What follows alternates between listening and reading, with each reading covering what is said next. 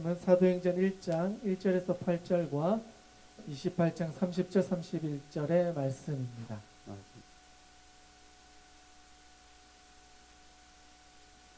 다 같이 일어나셔서 하나님의 말씀을 함께 봉독하도록 하겠습니다. 먼저 사도행전 1장 1절부터 8절까지의 말씀을 먼저 봉독하겠습니다. 시작.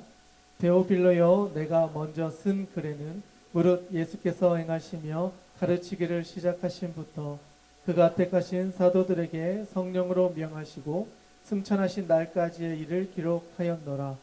그가 고난 받으신 후에 또한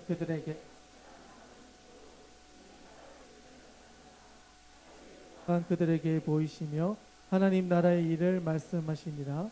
사도와 함께 모이사 그들에게 분부하여 이르시되 예루살렘을 떠나지 말고 내게서 들은 바 아버지께서 약속하신 것을 기다리라.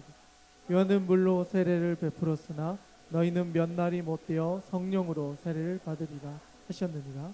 그들이 모였을 때에 예수께 여쭈어 이르되 주께서 이스라엘 나라를 회복하시니 이때니까 하니 이르시되 때와 시기는 아버지께서 자기의 권한에 두셨으니 너희가 알 바 아니요 오직 성령이 너희에게 임하시면 너희가 권능을 받고 예루살렘과 온 유대와 사마리아와 땅끝까지 이르러 내 증인이 되리라 하시니라.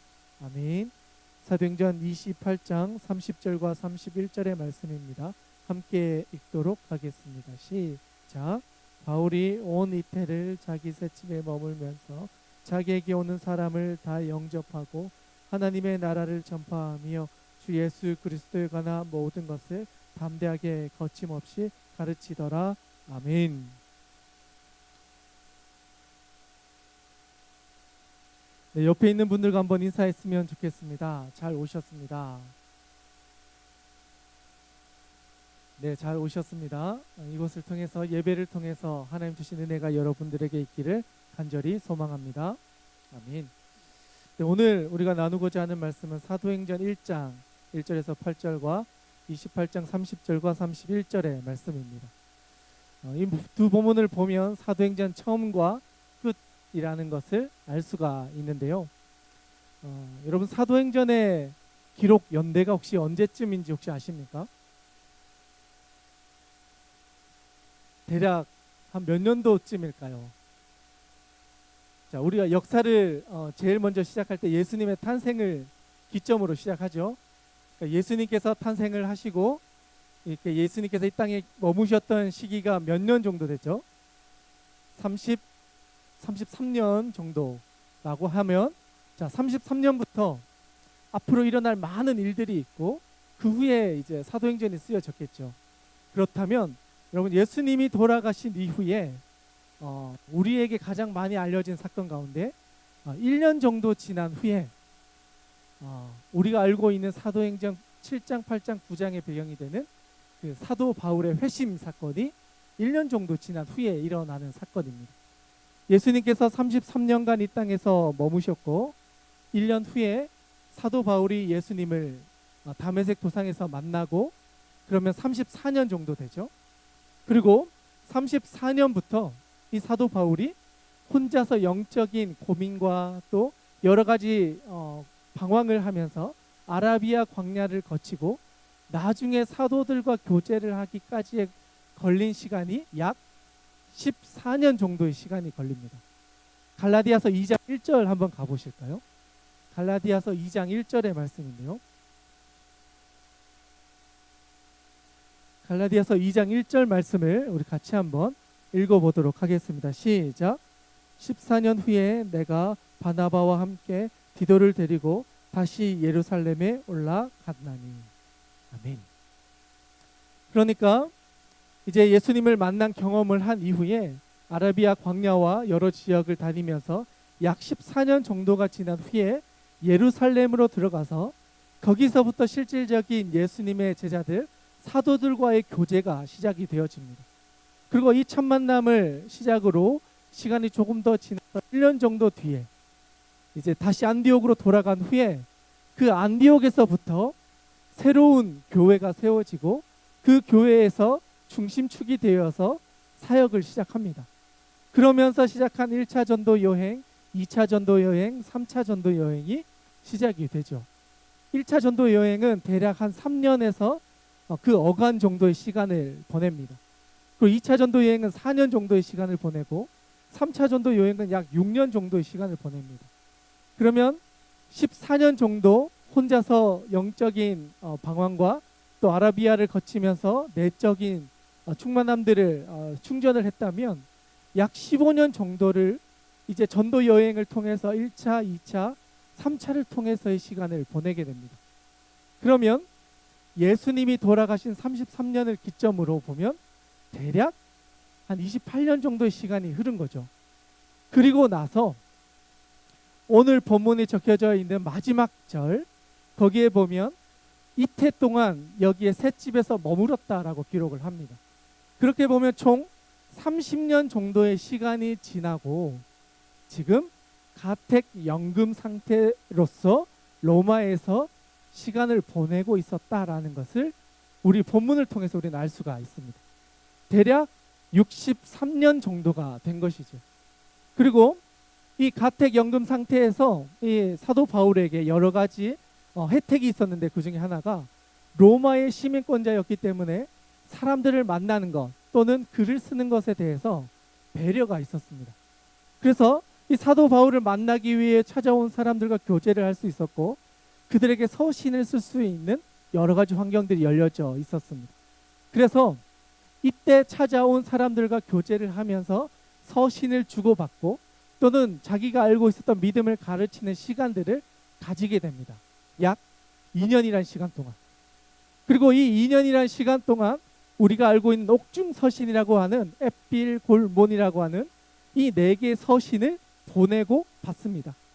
감옥에 있으면서도 밖에 있는 지체들에게, 먼저 세워진 교회들에게 편지를 써서 빌립보에 있는 성도들에게 나는 지금 감옥에 갇혀 있지만 너희들은 기뻐해야 합니다. 왜냐하면 주님이 우리를 그 피로 사셔서 우리를 교회로 불러주셨고 우리가 구원받은 하나님의 백성이 되게 해주셨기 때문에 우리의 존재가 바뀐 것입니다. 빌립보 교회에 있는 성도 여러분, 기뻐하십시오. 주님이 우리를 구원해 주셨습니다.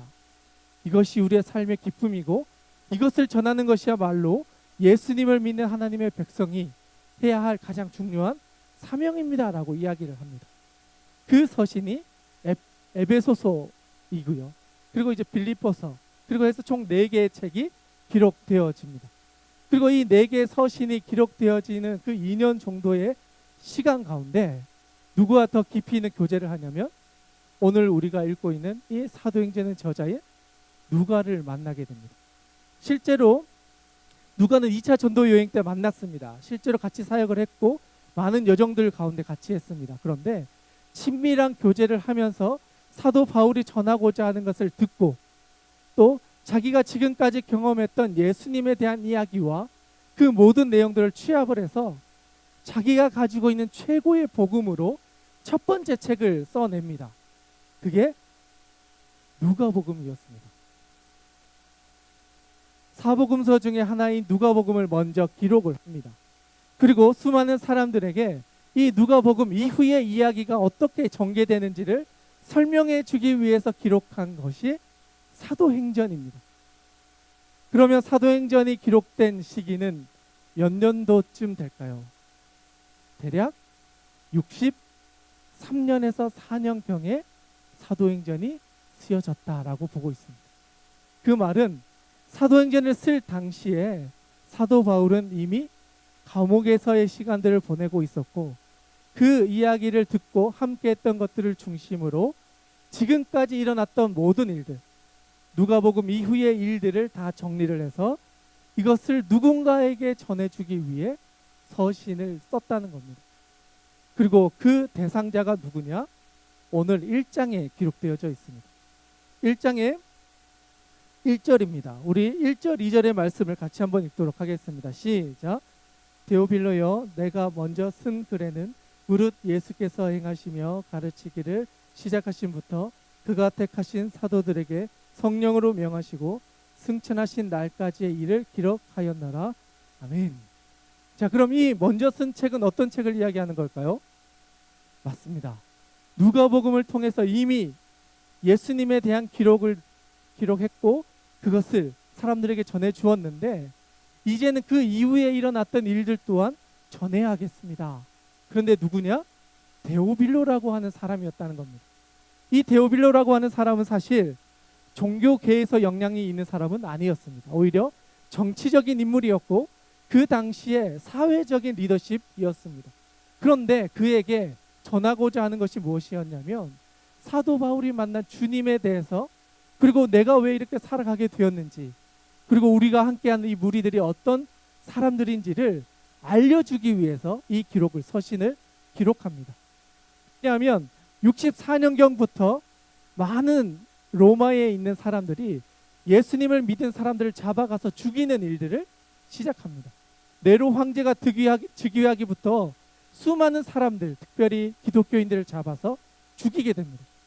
그렇다면 이 죽음으로부터 면하기 위해서는 우리가 왜 이런 사람이 되었는지, 왜 그리스도인이 되었는지, 그리고 우리는 무엇을 위해 사는지를 설명해 줄 필요가 있었던 겁니다.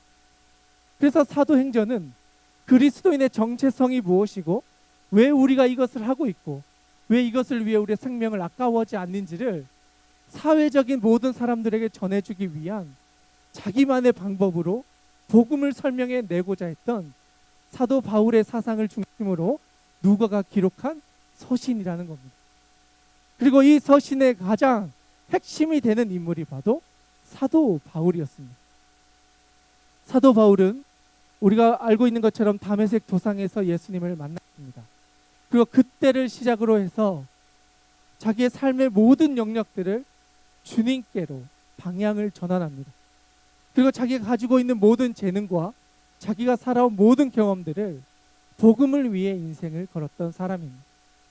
어느 곳에 가든지 두려워하지 않고 담대히 복음을 선포하였고 그 복음이 선포되는 곳마다 공동체가 세워졌습니다.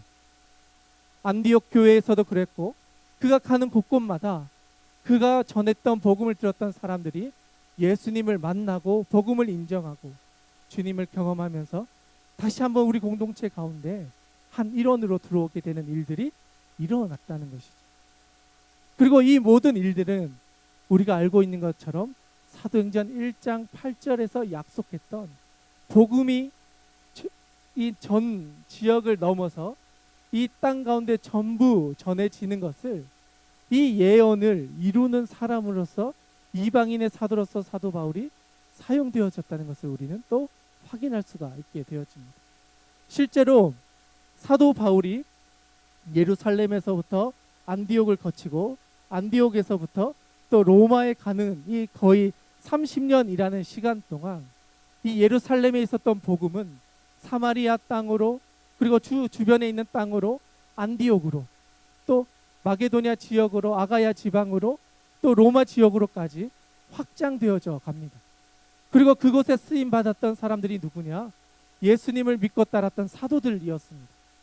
12명의 사도를 중심으로 그 모든 복음들이 전해져 갔고 그 이후에 만났던 제자들이 그 복음을 전해 듣고 자기의 마음 가운데 결단을 내리고 그것을 위해 자기의 인생을 걸고 복음을 전하고, 그러면서 한 사람의 순종이 또 다른 사람의 순종으로 이어지고 또 다른 사람이 그것을 믿고 결단하여서 그 복음이 이어져서 결국은 그 복음이 전 세계 가운데 흩어지게 되었고 그 ING로서 지금 우리 가운데도 그 복음이 전해졌다는 것입니다.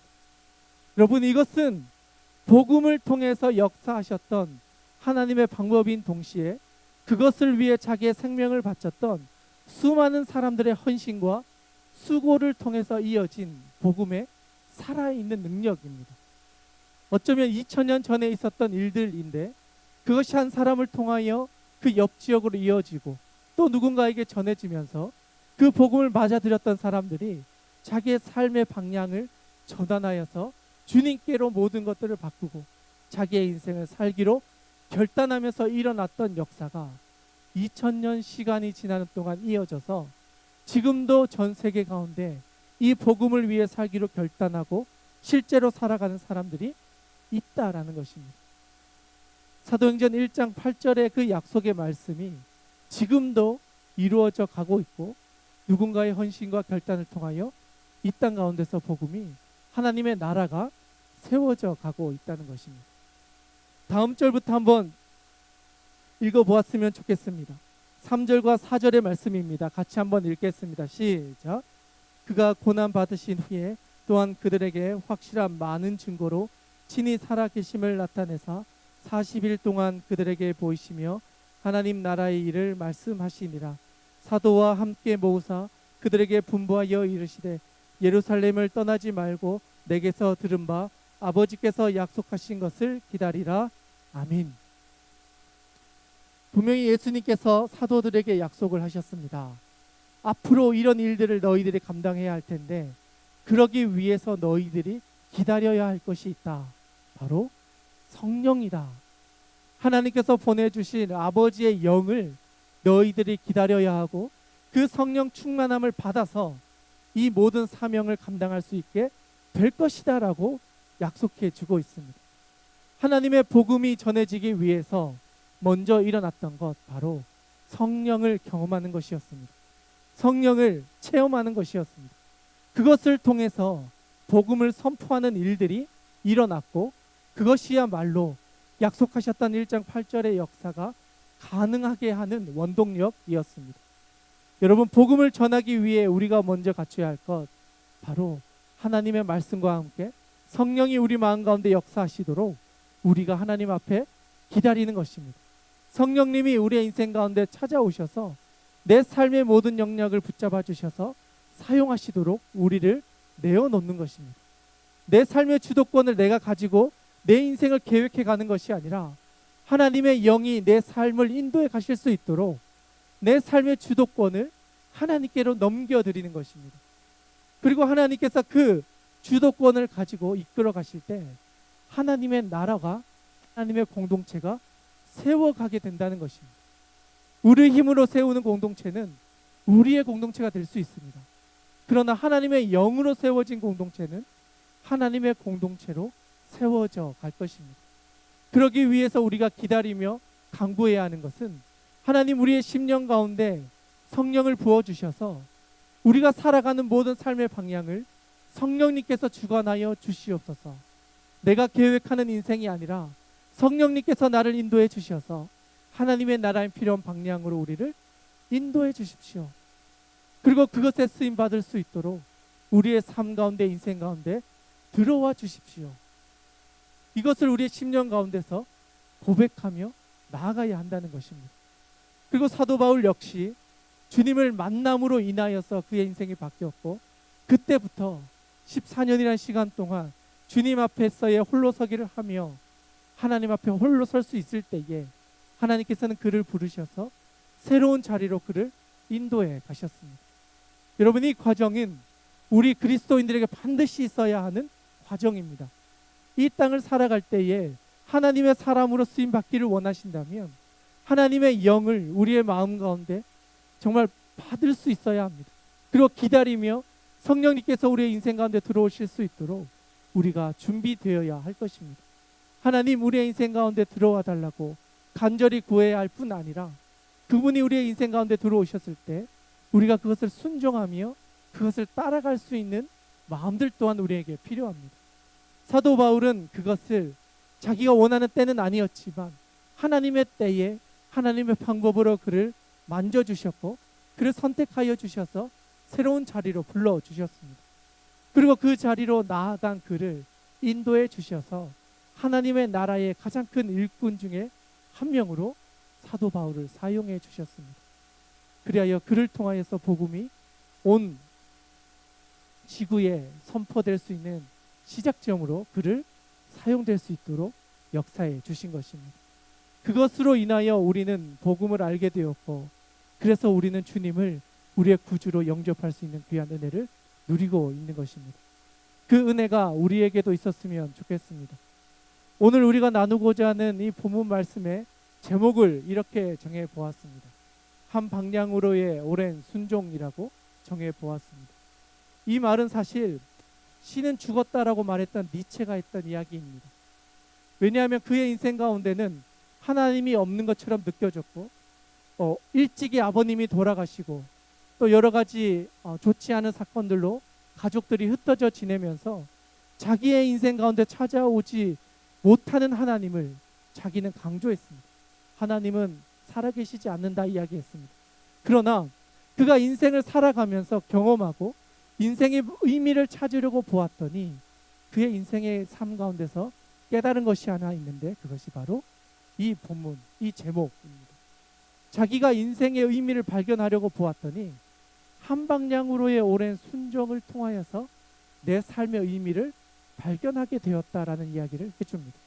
그 말은 자기가 찾으려고 하는 것을 아무리 찾아보아도 찾을 수 없었지만 자기가 믿고 있는 그것을 위해 한 방향으로 평생을 살았더니 내 인생의 의미가 무엇인지를 발견하게 되더라 라고 하는 것입니다. 하나님을 믿지는 못했지만 그의 인생 가운데 자기가 믿고 있었던 신념을 가지고 한 방향으로 살아가다 보니 그럼에도 불구하고 내가 살아가는 의미를 찾게 되더라라는 것입니다. 그리고 이 이야기를 유진 피터슨이라고 하는 목사님이 이 이야기를 가지고 와서 이야기를 합니다. 하나님을 믿지 않는 사람도 인생의 의미를 찾기 위해 이렇게 한 방향으로 평생을 살았는데, 우리의 인생의 주인이신 주님을 아는 우리가 그분을 따라 한평생 살지 못한다면 우리의 인생이 얼마나 부끄럽겠습니까? 주님이 우리의 구주시라고 믿고 그분이 내 삶의 주인 되신다는 것을 고백하면서 그분을 우리의 인생의 방향으로 정해서 꾸준히 그분을 향하여 살지 못한다면 그 인생이 얼마나 부끄러운 것이겠습니까? 얼마나 안타까운 것이겠습니까? 이야기를 하십니다. 그리고 그분이 몇 달 전에 소천을 하시면서 인생의 마지막에 자기의 모든 것들을 정리하면서 우리가 하나님의 나라를 살아가야 되지 않겠습니까? 하며 하나님과 함께 살아갑시다, 렛츠고라고 하는 말로 유언을 마무리하셨습니다. 그 말은 주님과 살아가는 하루하루가 우리에게 가장 소중한 날이기 때문에 새로운 것을 기대하는 것보다도 주님과 함께하는 이 평범한 하루 가운데 하나님의 역사심을 기대하며 살아갑시다. 그렇게 하루하루 살아갈 때에 하나님께서는 우리의 인생 가운데 역사해 주셔서 우리를 사용해 가시고 우리가 살아갔던 그 방향을 사용해 주셔서 또 누군가는 그 방향으로 함께 걸어갈 수 있도록 하나님께서 공동체를 세워 가실 것입니다. 이 자리에 모여 있는 우리가 그 주님으로 우리의 모든 방향을 수정하고 우리의 열심으로 최선을 다하여 그 길을 묵묵히 걸어간다면 하나님께서는 우리가 걸어가는 그 길을 사용해 주셔서 하나님께서 원하시는 하나님의 나라를 우리를 통하여 이루어 가실 것입니다. 그 사역에 우리 모두가 쓰임받고 그런 인생 될 수 있기를 간절히 소망합니다. 이 시간 우리 같이 한번 기도했으면 좋겠습니다. 하나님 아버지, 오늘 우리가 나누었던 이 말씀을 기억하며 우리의 삶의 자리를 하나님께 내어놓기를 원합니다. 하나님께서 사도 바울을 불러주셔서 그의 인생 어쩌면 죽기까지 주님을 위해 평생을 살아갔고 자기를 찾아오는 그 모든 사람들에게 복음을 전하기 위해 자기의 모든 것을 쏟아 부었던 것처럼 정말 죽기까지 복음 하나를 위해 살아갔던 그 순종이 우리의 삶 가운데서 이어질 수 있도록 하나님 우리를 불러주셔서 우리도 주님께로 우리의 방향을 정하고 그 방향으로 평생 살아갈 수 있도록 하나님 우리를 인도하여 주시옵소서. 우리의 심령 가운데 성령을 보내주셔서 우리의 힘으로가 아니라 성령의 능력으로 그것을 선택하고 그것에 순종하며 나아갈 수 있게 달라고 이 시간 우리 주님을 구하고 성령을 바라며 하나님의 인도하심을 구하며 이 시간 기도하며 나아가기를 원합니다. 함께 기도하겠습니다. 하나님 아버지, 오늘